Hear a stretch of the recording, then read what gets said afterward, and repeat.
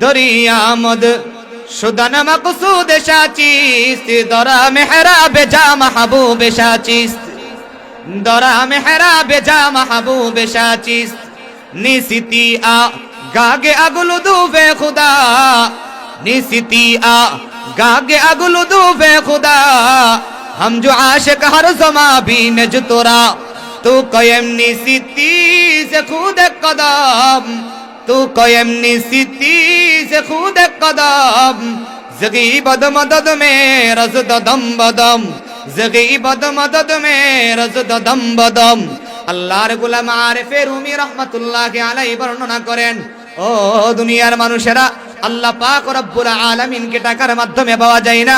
ও দুনিয়ার মানুষেরা রে, আল্লাহ পাক রব্বুল আলামিনকে যদি টাকা দিয়ে পাওয়া যাইতো তো নবীর চাচা আবু লাহাব আল্লাহকে টাকা দিয়া কিনা লইতো। আল্লাহ পাক রব্বুল আলামিনকে ক্ষমতার মাধ্যমেও পাওয়া যায় না। ক্ষমতার মাধ্যমে যদি আল্লাহ পাককে পাওয়া যাইতো তাহলে ফেরাউন ক্ষমতার মাধ্যমে আল্লাহ তাআলাকে কিনা লইতো। আল্লাহর গোলাম আরিফ রুমি রাহমাতুল্লাহি আলাইহি বলেন, ও দুনিয়ার মানুষেরা, ক্ষমতা একজন দান করে, তিনি কে?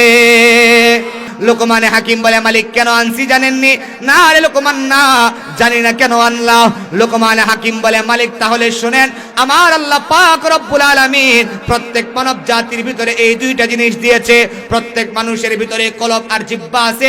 আরে মালিক, যদি কোন মানব জাতির জিহ্বা আর কলব ভালো হয়ে যায়, আমার আল্লাহ পাক রব্বুল আলামিন ওই বান্দাটারে মুস্তাজাবুদ দাওয়া বানায় নেয়। সুবহানাল্লাহ। লোকমানে হাকিম ডাক দিয়ে বলে, রে মালিক, এরে মালিক কেন আনলাম জানেননি? এই জন্যই আনলাম, আপনাকে জানাইবার জন্য আনলাম, বুঝাইবার জন্য আনলাম। আল্লাহ পাক রব্বুল আলামিন মানব জাতির ভিতরে কলব আর জিহ্বা দিয়েছেন। যদি কোনো মানুষের জিহ্বা আর কলব ভালো হয়ে যায়, আমার আল্লাহ পাক রব্বুল আলামিনের কাছে ওই বান্দাটা দুনিয়ার সবচেয়ে দামি মানুষ হয়ে যায়। আর লোকমানে হাকিম ভালোর দিক থেকে আনলা বুঝলাম, কিন্তু খারাপের সময় কেন আনলা বুঝলাম না। এবার লোকমানে হাকিম বলে, রে মালিক, জিহ্বা আর কলব যেমনি ভালো হইলে আমার আল্লাহ পাক রব্বুল আলামিন মুস্তাজাবুদ দাওয়া বানায় নাই।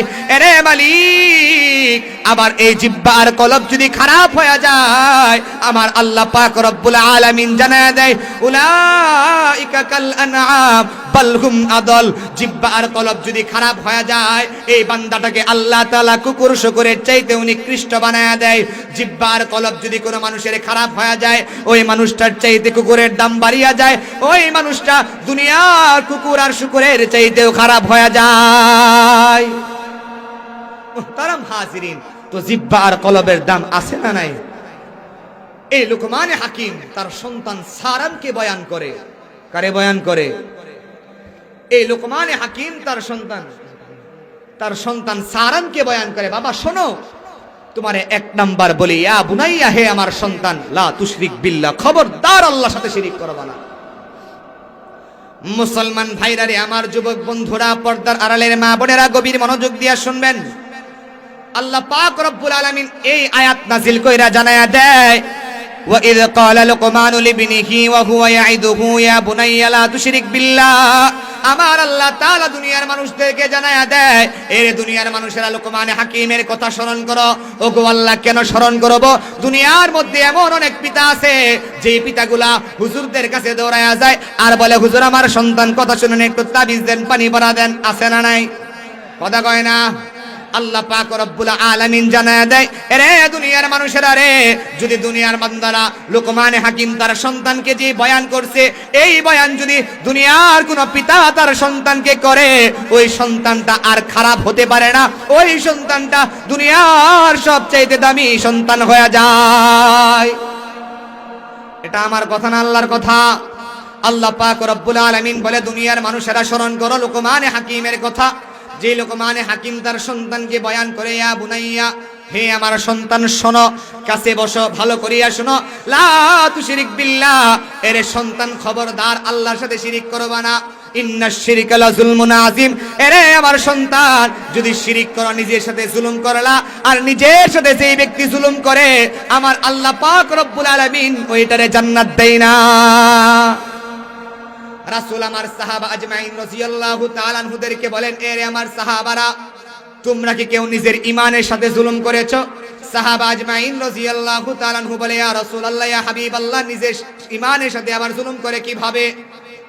মানে সাহাবারা এর আগে ইমানের সাথে জুলুমের কথা শুনে নাই। রাসূলকে বলে, ইয়া রাসূলুল্লাহ, ইমানের সাথে আবার জুলুম করে কিভাবে?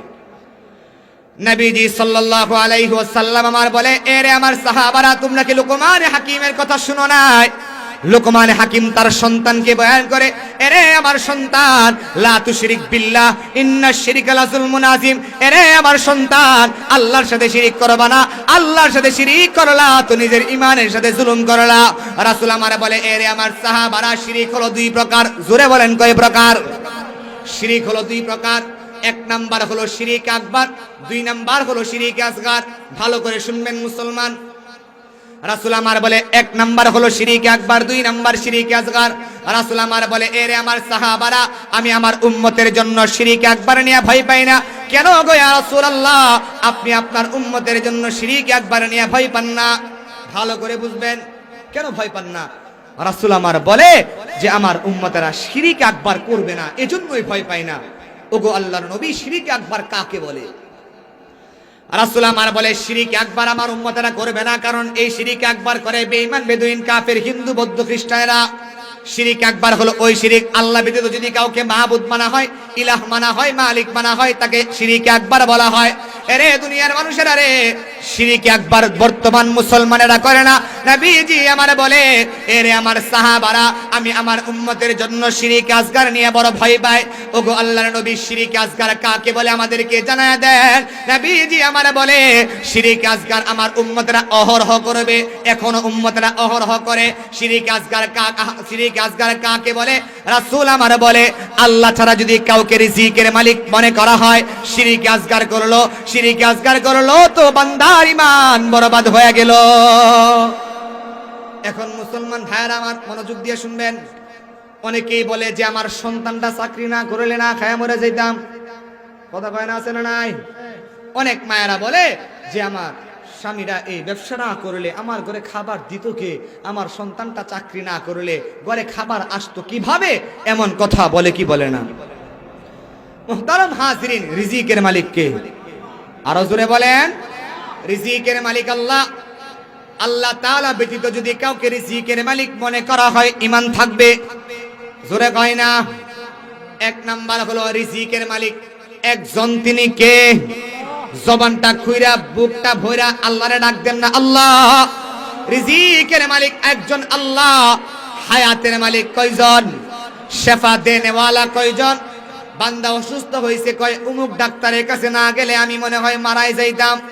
কয় কি কয় না? মুহতারাম হাজিরিন, রাসূল আমারে জানায় দেয়, শেফা দেনেওয়ালা আল্লাহ। কারণ তোমারে আমারে বানাইছে আল্লাহ। ওই আল্লাহ যদি শেফা না দেয়, দুনিয়ার সমস্ত ডাক্তার যদি বাইডাও খাওয়ানো হয়, বান্দা ভালো হবে না। হবে নি ভালো? তো রিজিকের মালিক আল্লাহ, হায়াতের মালিক আল্লাহ, শেফা দেনেওয়ালা একজন, তিনি কে? আল্লাহ। আরেকটা শিরিক আসগার আমি আপনাদেরকে হাতে আঙ্গুলে ধরায়া যাই। মুহতারাম হাজিরিন, এখানে অনেকেই আছেন রাজনীতির সাথে জড়িত, আছে না? কারণ যখন বাংলাদেশে 16 কোটি জনগণ, ওই সময়ে বাংলার 13 কোটি নেতা। কথা কোন ঠিক কি না? মুহতারাম হাজিরিন, তো এখন তো জনগণও বাড়ছে, নেতাও বাড়ছে, ঠিক না? তো মুহতারাম হাজিরিন, যারা রাজনীতি করেন দেখবেন রাজনীতির ক্ষেত্রে, রাগ কইরেন না কথাগুলা, রাজনীতির ক্ষেত্রে অনেকে পূজার সময় গিয়া বলে ধর্ম যার যার উৎসব সবার, আছে না নাই? কথা কয় না, কথা কয় না। অনেকেই বলে মুসলমানের বাচ্চা কয় শারদীয় দুর্গা পূজার শুভেচ্ছা, আছে না নাই? মুহতারাম হাজিরিন, যদি কেউ বলে যে ধর্ম যার যার উৎসব সবার, বিশ্বাস করেন বলতে দেরি হবে, মাগার ঈমান বরবাদ হইতে দেরি হবে না। কথা কয় না, কথা কয় না।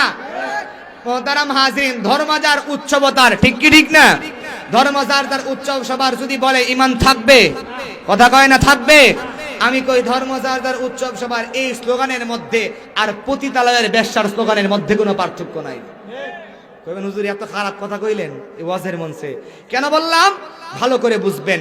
ধর্ম যার যার উৎসব সবার এই স্লোগানের মধ্যে আর পতিতালয়ের বেশ্যার স্লোগানের মধ্যে কেন পার্থক্য নাই? একটা পতিতালয়ের বেশ্যার স্লোগান হলো, তুমি হিন্দু হও, বৌদ্ধ হন, খ্রিস্টান হও, জাল হও, মদন হও, মালাউন হও, যাই হও না কেন, টাকা দাও, তোমার সাথে মজা মাস্তি করতে রাজি আছি। কথা বলেন ঠিক কি না? মুহতারাম হাজিরিন, আমি আপনাদের কাছে জিজ্ঞাসা করতে চাই, বুদ্ধিমানেরা জবাব দিবেন। একটা পতিতালয়ের স্লোগান হলো হিন্দু হও, বৌদ্ধ হও, খ্রিস্টান হও, জালাল হও, মদন হও, মালাউন হও, যাই হও না কেন টাকা দাও, সময়ের সাথে কাজ হবে।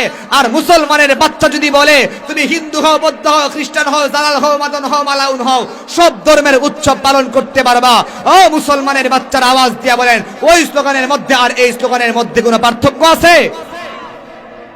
কোনো পার্থক্য নাই। মদ গাঁজা খাইলে ছেড়ে মাথার তার, ক্ষমতার মুখে কেহ করেছে কি কারবার, ঠিক কিনা? মদ গাঁজা খাইলে ছেড়ে মাথার তার, ক্ষমতার মুখে কেহ করেছে কি কারবার, ধর্ম যার যার উৎসব সবার, এমন স্লোগান যারা দেয় ওরাই তো ধর্মীয় রাজাকার, ঠিক কিনা? শয়তান শয়তান দেখেছো কি কখনো শয়তান, ওরাই ডিজিটাল শয়তান, ঠিক কিনা? যারা কয় ধর্ম যার যার উৎসব সবার, ওরাই ডিজিটাল শয়তান, কথা বলেন ঠিক কিনা?